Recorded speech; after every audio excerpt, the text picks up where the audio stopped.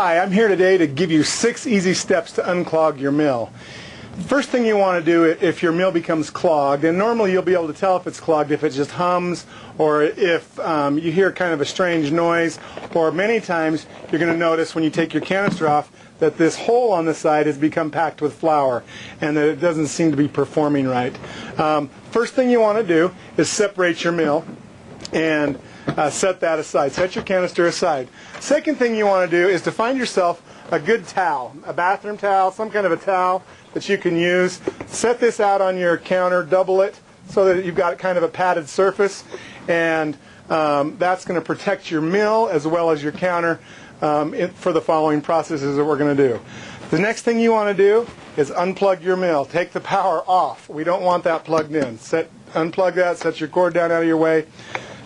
Next thing that you want to do is to simply turn the coarseness fineness knob all the way to the coarsest setting, or to the far right. What that does is that opens up any of the chambers inside, all the milling openings, so that any grains or excess flour in there can become loose and fall out. So make sure that's to the far right. Also make sure that your switch is in the off position. You can simply tell that if you don't see the red at the top of the switch. So toggle that to off and you shouldn't see a red mark.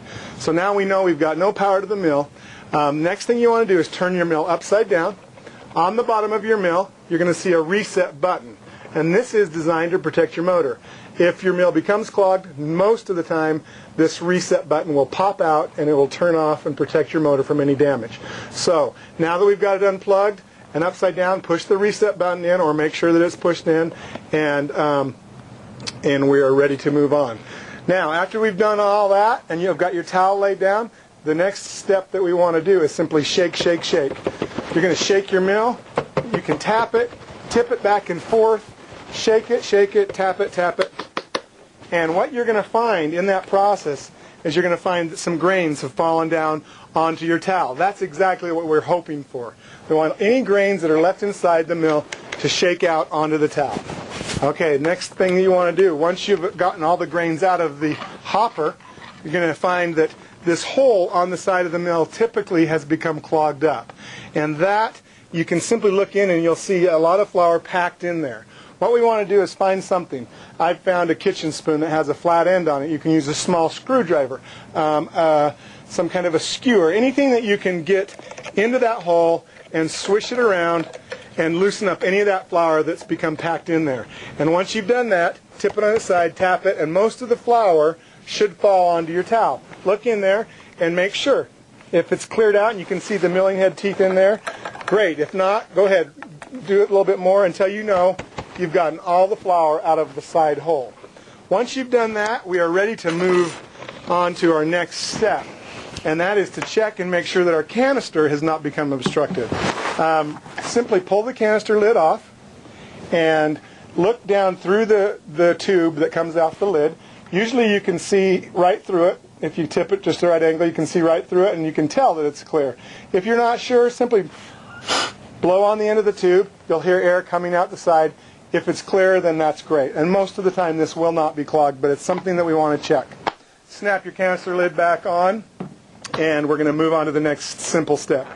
At this point, what we're going to do is we are going to we've got the mill turned off. We're going to go ahead and plug the mill back in to get us some power.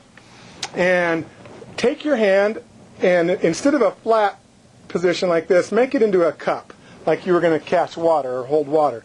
Take that cupping shaped hand, put it over the hole on the side of your mill, and that leaves a little bit of a space for any grains that might come out to be caught in your hand when we do this next step. After you've got your hand in the cupping shape on the side of the mill, you're going to reach up and you're going to toggle your switch in the on position just for a few seconds.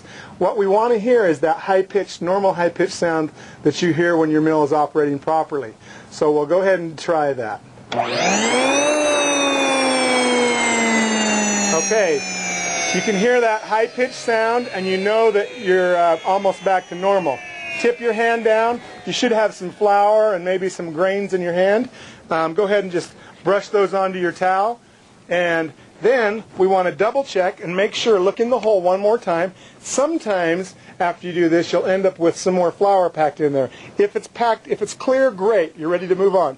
If it's not clear, then go ahead and repeat the process of clearing that out, and then we'll repeat the process. Cup your hand over the hole and toggle the switch on.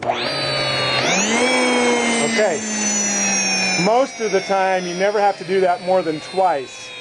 But again, always check after the motor's completely slowed down. Clear your hand off. Look in the side of the mill. If the hole is clear, then you're ready to move on to the very last step. And it's the easiest. Simply at this point, take your canister, push it into position, and we're going to turn the mill on and let it run for 4 to 5 minutes with absolutely nothing in the hopper. What that does is it'll allow anything that's in the milling chamber to be cleared out and to completely get that out of the mill, and you know your mill will be back to the factory the way it was when it came from the factory, ready to grain mill, to grind flour and to prepare nutritious flours for your family. Now, one last thing. If when you get to this cupping, have your hand over here and you toggle your mill on, if the mill simply makes a low humming sound, turn it immediately off. Don't keep trying to toggle it back on. Turn it off. You can repeat the process of shaking your mill and again trying to see if there's anything else that might be causing it to be stuck. But if the mill does not come back up to the high speed immediately and just simply makes a low pitch hum, turn the mill off and call us at the service center, and that number is 208-234-9352, and we'll help you out. We'll take you to the next step of getting you some service for your WonderMill.